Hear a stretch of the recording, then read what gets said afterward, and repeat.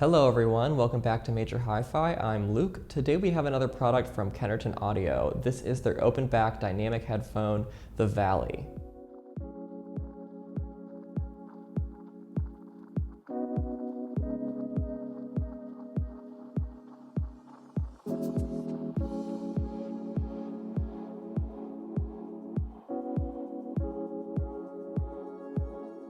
So Kennerton Audio is a small boutique offshoot of Fisher Audio, and they're based in St. Petersburg, Russia.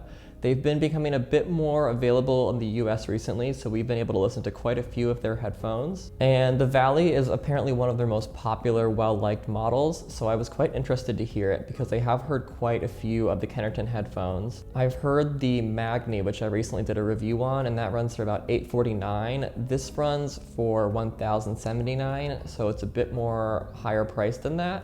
And then I've also tried out the Gallerhorn and the Thek and the Thror, which all run for $1,500, I believe, to like $3,000. So they have a pretty wide price range. It goes down as low as $250, I believe. And I've noticed really good quality across the spectrum. The Magni did not feel like it was really skimping on anything. I definitely understand why the higher price models had the tags that they did on them, but the Magni for $849 still felt like a great deal. So I was quite interested to hear these, and I had a fairly high expectation, I guess, because I've had really good experiences so far with basically every headphone I've listened to from Kennerton. And I've definitely had more experience too with their closed back headphones. I have heard some of their open back headphones, but the only ones that I've spent a lot of time with and written reviews on have been their closed back headphones. And what I noticed about a lot of their closed back headphones was that they sounded really impressively wide for a closed back, like way above average, to the point that they almost mimicked the sound of an open back. And the two headphones from Kennerton that I have spent the most time with, which were the Magni and the Gallerhorn, do have a few tricks up their sleeves, namely in terms of the fact that they are dynamic headphones, but their diaphragms have this material called graphene on them, which was invented by Kennerton, and this is like a 1 atom thick material, absurdly thin, way thinner than a human hair. And this is supposed to help them, among other things, kind of mimic the qualities of planar magnetic headphones. And I definitely found this to be true. They definitely had a number of qualities that felt a lot more planar-like, where it didn't feel so dynamic. Especially in terms of their imaging, their detail retrieval and their amount of kind of holographic quality was really impressive for a dynamic headphone, along with their bass response. This graphene membrane is also supposed to help increase the response time and minimize the decay time. It's also supposed to get rid of any unwanted resonance and minimize any distortion. All right, before we go into too much detail about the sound, let's take these out of the box and talk about how they look and how they feel. So this is the same carrying case that I have seen with every Kennerton headphone I've used so far. It's a leather carrying case, it's very sizable, definitely very protective. It's got a lot of room for the headphones in here, and you're gonna see why it needs that, because these are definitely not the smallest headphone. So inside of this, we have the headphones. I'm gonna set them down here. And you can see the inside of the case is very spacious. You just slip them right in there. And then inside the case, we get this 2-meter OFC cable with 3.5mm connectors and a 6.3mm connector. And then we're also provided with the option of a strap if we would like to carry this around our shoulders. All right, so let's talk about how these look, because they're quite eye-catching and in a pretty unique way. So as I've touched on in my other reviews of Kennerton headphones, they definitely go for a more vintage feel. It's a bit off the beaten path from what we've been seeing in a lot of headphone design right now. It's much more rustic. It's not leaning too into the modern feel, and definitely goes through this very organic kind of minimal build. So we've got this wooden rim going on with this really nice polish and this honeycomb grill on the outside of the speaker, and then a huge steel frame encasing the entire headphones. And then we have this very plush headband that automatically adjusts. So if I put these on, you can just see that it pushes up to wherever it needs to be and creates a really comfortable fit. As you can see, they're quite sizable. They weigh about 490 grams, so about a pound, a little bit over. They don't feel too heavy on your head. Definitely not the lightest headphone I've ever worn, but nothing that feels uncomfortably heavy. I will say that part of the reason these definitely are not the most lightweight headphone is they have a very sturdy build. This steel frame is extremely well built and is going to hold up really well. These are not the kind of headphone they're going to fall apart, and you would definitely hope they're not for the price, but I would say that these are some of the sturdiest headphones I have ever used. You can't really go that wrong with wood and metal. They're pretty reliably rugged materials. And in terms of the look, I appreciate the sort of nod to the more vintage, classic, character. If you want something super hyper modern and shiny and, like chrome and whatnot, these definitely are not going for that look, but most people who really want good sound quality obviously are not too focused on looks, and I think that a lot of people will appreciate the more organic, minimalistic character that these have. And these are also extremely comfortable. The ear pads are extremely deep and super soft. These are definitely the type of headphone that I do not mind wearing at all, and I think that their comfort definitely makes up for their weight and slightly larger size.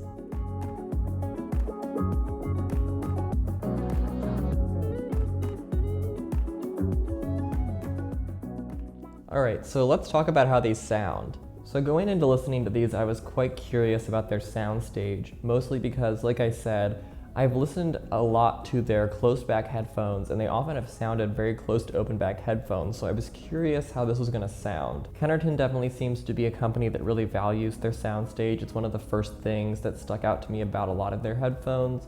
They tend to have this very satisfying holographic feel to them. And what I thought was interesting is that these did have a super successful, very wide soundstage. It didn't feel that much wider than their closed back headphones because their closed back headphones sound so wide. Because I found myself comparing it to the Gallarhorn and the Magni, and then I was like, well, I can't be comparing to their closed back headphones. This is an open back. That doesn't seem like a fair comparison, but it really kind of does measure up in a way. I do think it is a bit wider, and it's definitely a different overall sensation because it is an open back headphone, of course. But I would say if you preferred the frequency response of one of their closed back headphones over one of their open back headphones, it wouldn't be a trade-off that you couldn't make, So I think that that's a good thing about this company, is that you don't really have to trade too much for a closed back if that's what you want for any variety of reasons. But as an open back headphone, this does definitely perform well, and you do have a bit more width than you would with one of their closed backs, but not as much of a difference as you might get with other companies. So it felt consistently very three-dimensional. I would say it showed its full width in more sparing ways. It was sort of one of those headphones where certain elements in the song will suddenly really hit on the outer edges of the stereo field, and you'll kind of perk up like, ooh, didn't see that coming. This does that really well in terms of letting those details get a lot of room to rest on the outer edges and giving you that nice separated sound. It doesn't push everything outwards, but it has a lot of room to really spread out the imaging of any given song and give you a really realistic presentation. I listened to this track by Aaron Allen Kane called Bass Song. It's this really crazy vocal stack, horn, rhythm section, just a huge amount of layering and spread out mixing. So, tons of harmonies, doubles, huge horn recordings, really energetic drums that are, mic'd in different ways and whatnot. It felt like a really good song to be testing out the soundstage with. So the first thing I noticed was that in this song, it's really busy and there's a lot going on and a lot for the headphone to handle. And I have often found that because of this, the lead vocal, which is such a beautiful, impressive performance in this song, sometimes gets kind of muddled and just forgotten behind everything else that it has to offer. And so what I found these did really well was gave that lead vocal a ton of room just to cut through and sit on its own. And I didn't feel that sense of it getting lost in the rest of the mix because the headphone just couldn't find a place to put it. And then it also gave this great feel to those countless backing vocals and vocal stacks going on. If you listen to this song on any pair of headphones, you'll understand what I'm talking about. It did a great job of being able to take this, unfathomable number of vocal layers and give them all room and make a really clean, organized presentation. And then on top of that, we also have even more layers going on with the horn section and whatnot. And that was also, once again, very well organized and very realistically placed in the stereo field in a way that felt satisfying, and also it's just kind of consistent, and it overall just had this very honest, balanced, and like I said, spacious sound to it. And you definitely do feel that more planner-like quality to this headphone, especially in the Soundstage, even though it is dynamic. And they have a great Z-axis too in terms of distance. Like I said, these insane amount of backing vocals did feel like they got a great sort of prism to sit in and perform that was really its own space and was not being overly shared with the rest of the instruments in the song. So definitely a pretty holographic sound. I would say it's not so feathered out that it feels like it's overly porous or, disjointed. I always kind of want to make that distinction with headphones and call that out, because I know sometimes there is just overzealous sound separation and isolation and whatnot. But this did a really good job of striking a good balance, and there is some blend there. I found the drums and the bass definitely did do a good job of complementing one another, and they did have their own space, but not so much that they felt like they weren't performing as one.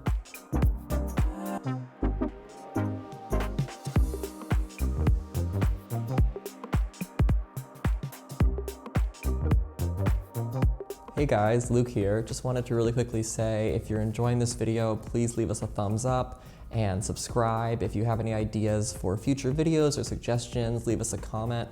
Any support is really appreciated to help us grow the channel and make it the best it can be. All right, let's get back into the review. So in terms of high-end, what these really excel at is that they boost it to that sweet spot where you get a lot of detail and definition, but you're not quite to the point that you're getting that kind of overarching shine or sheen to it. I will say that that very intense, glossy high-end can be appealing, and it's certainly something a lot of people want, but a lot of people want their brightness without having to pay the price of a slightly metallic tone, and this does a good job of getting to that really nice spot where they do feel noticeably bright, but they don't have that kind of hiss to them. I definitely like a fairly heavy shine at times, so my first reaction was that I wanted more high-end.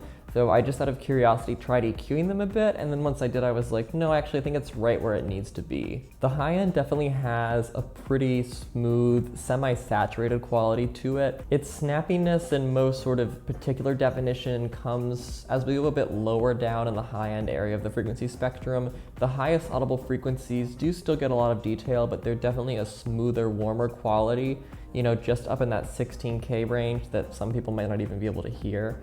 But below that, the further down we go, the closer we get to the high mids, the more kind of saturation, definition, and attack we get. The Valley is definitely not shy about adding a little bit of resonance as we get closer to the mid-range, but it doesn't feel out of control, and it helps just give it a very present upfront sound. I would say if you want a high end that doesn't have that sheen, but has that nice kind of tight, pure quality to it, a good tasteful sort of snap and slight grit, then these do a good job of that. But if you're looking for a full-on, nearly metallic, intense shine, they might not have quite that much, but they are pretty bright already as is.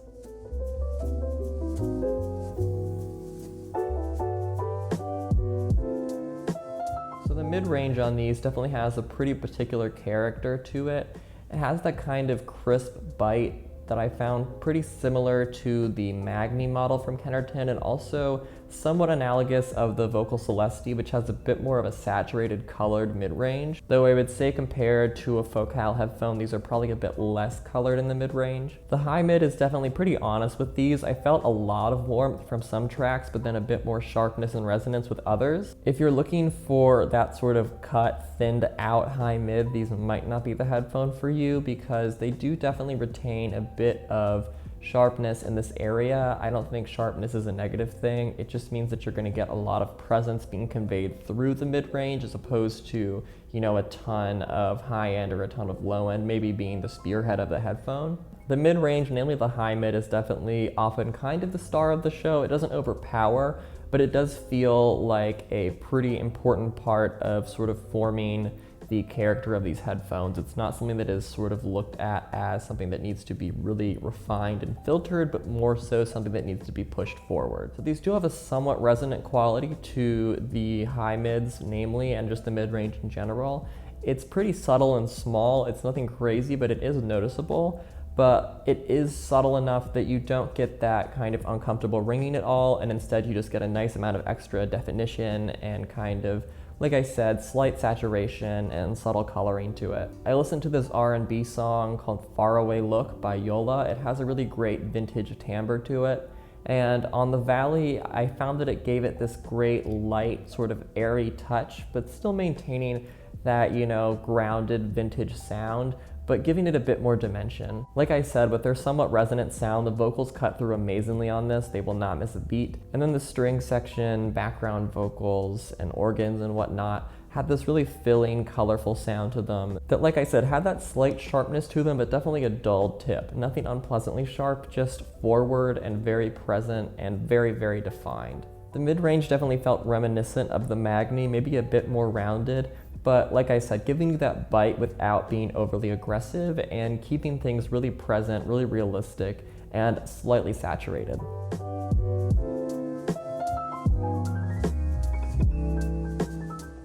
Alright, so for low end, the Valley definitely does not make a huge deal out of the low end. It's not the star of the show here, it's more a piece of the puzzle. It definitely strays away from a super extended sub sound and more towards a really tight attack heavy sound. There's definitely a sense of very natural definition and clarity on the low end, which kind of makes its more mellow leveling not feel like it's lacking, but more so just gentle and sort of smoothed out. If you're looking for a bass heavy headphone, especially a sub heavy headphone, this just is not that. But a lot of the audiophile world I know likes a bit more of a controlled, subdued bass, not understated per se, but just, like I said, that very natural definition, that kind of honest sound, not boosting it too much, just leaving it be and cleaning it up a bit where it needs to. This is what that does really well, but if you want that intense bass, then this might not feel like the most bass heavy headphone. There were times when the bass felt a bit heavier and more intense, like I listened to Weight of Love by the Black Keys, and this song has a really warm, distorted bass sound and this kind of loose acoustic kick going on for certain parts of it. And with this song, the Valley gave a much more guttural kind of basement heavy performance. It definitely created a denser foundation for the rest of the song than I had heard it do previously, which showed me that it has a pretty versatile low end. If you want intensely cinematic, booming low end, these are definitely more on the edge of clarity and attack and punch, but they do give a really nice clean low end and it felt satisfying, just not strong.